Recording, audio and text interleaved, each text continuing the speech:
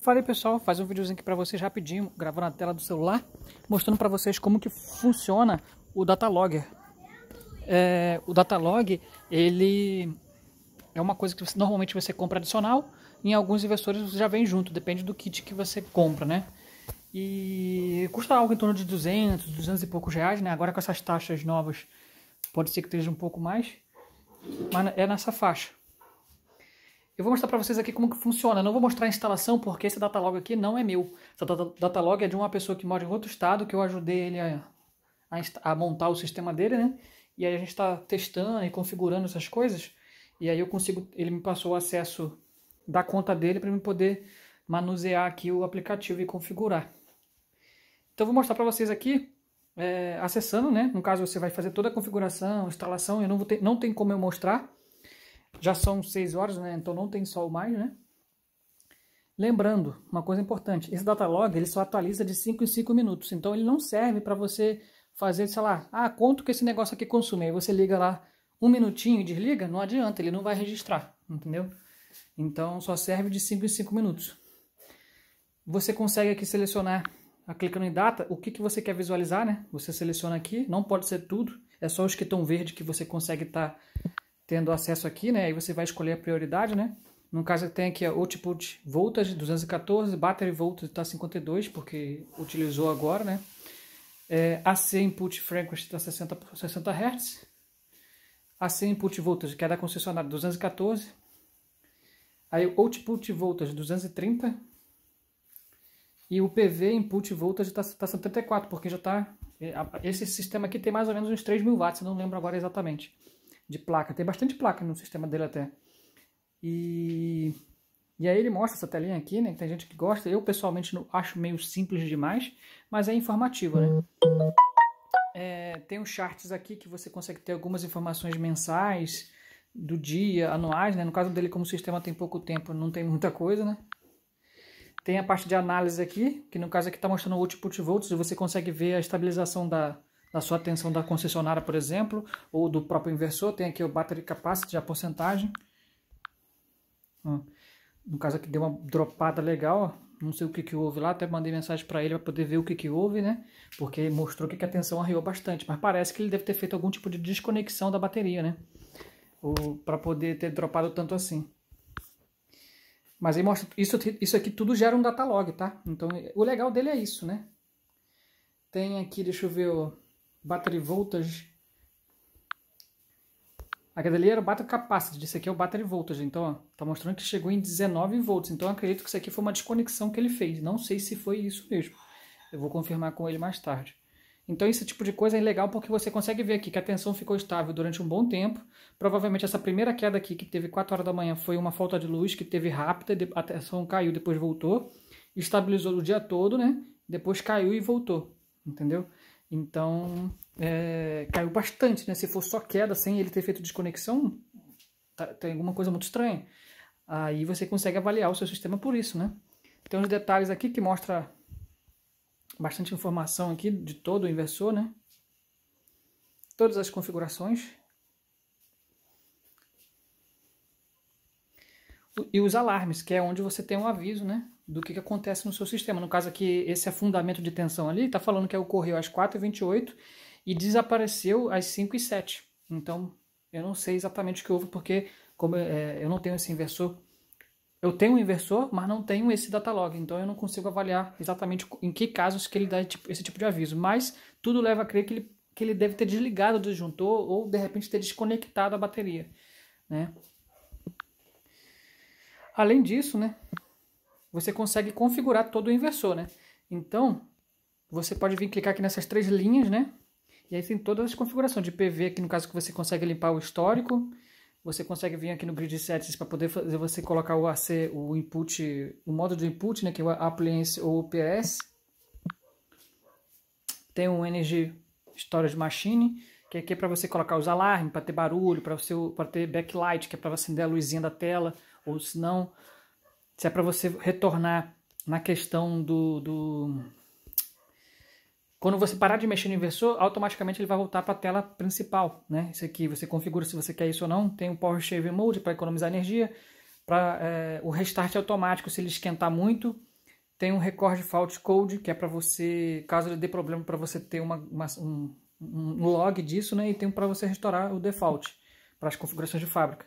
Battery setting, padrãozinho ali, né?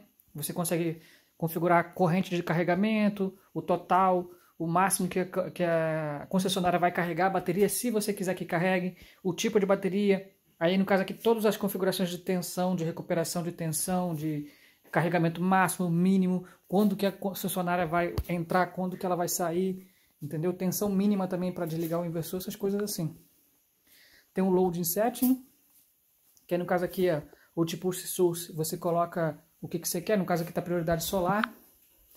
Tem o output voltage, o output frequência, o overload, no caso, se ele sobrecarregar, automaticamente ele vai fazer um restart, ou se você quer que ele transfere caso ele tenha um overload. Então, no caso, ele teve um pico muito grande que ele não aguenta, automaticamente você pode transferir para a concessionária ou você fazer o restart, depende do que você configurar aí, né?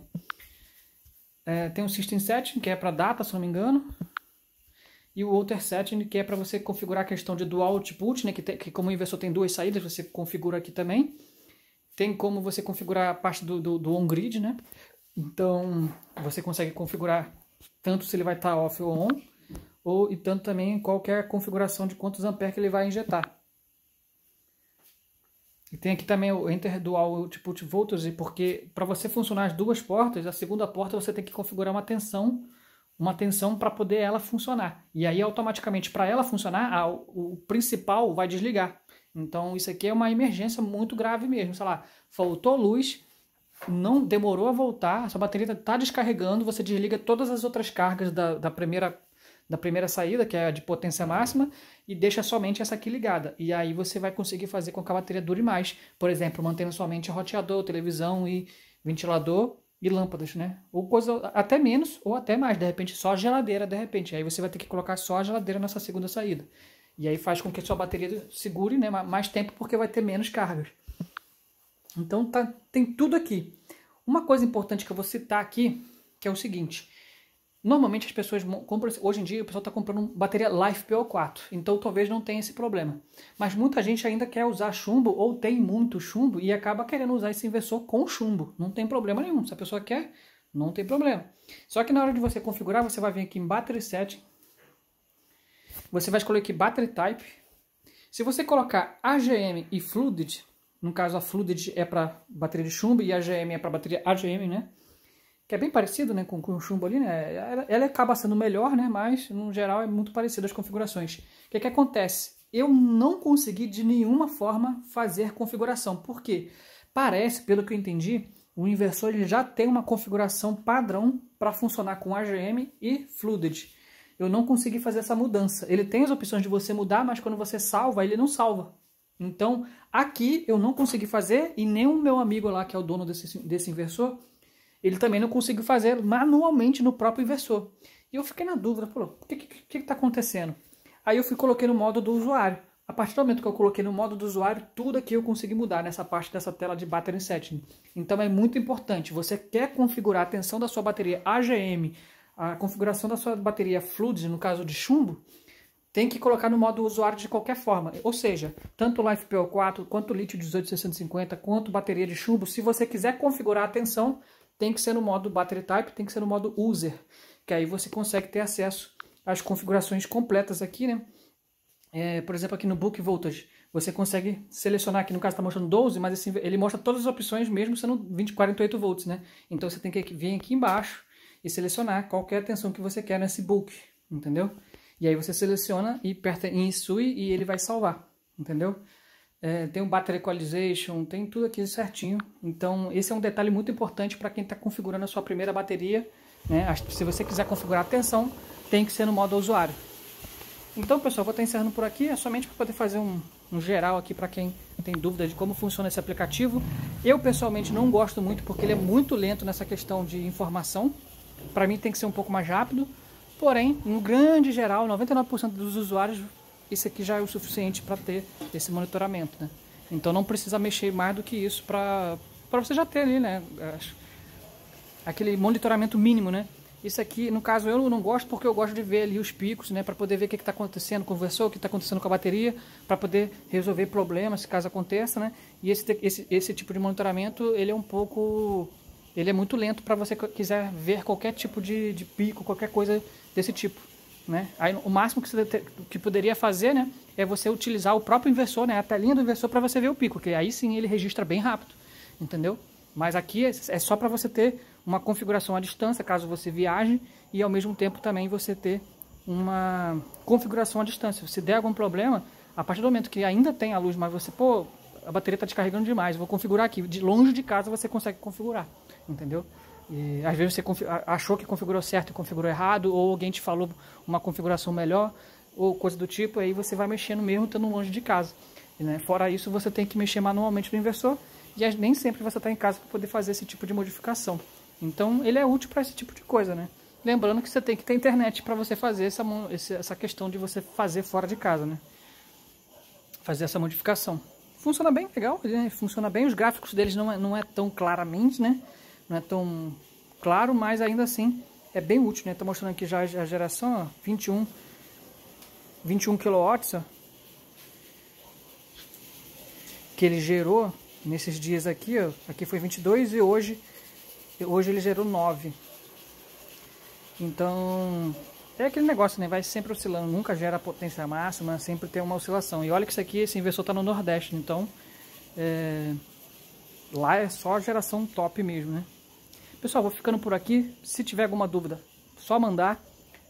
A gente tenta ajudar. Lembrando que essa configuração aqui desse inversor, esse inversor não é o meu é o de 3.6 127 volts. Esse daqui é o de 6.2 220 volts e 48 volts. O meu é 24, esse aqui é o 48. Então já fica claro essas questões aí, né, caso você tenha dúvida. Então se inscreva no canal, valeu, falou e fui!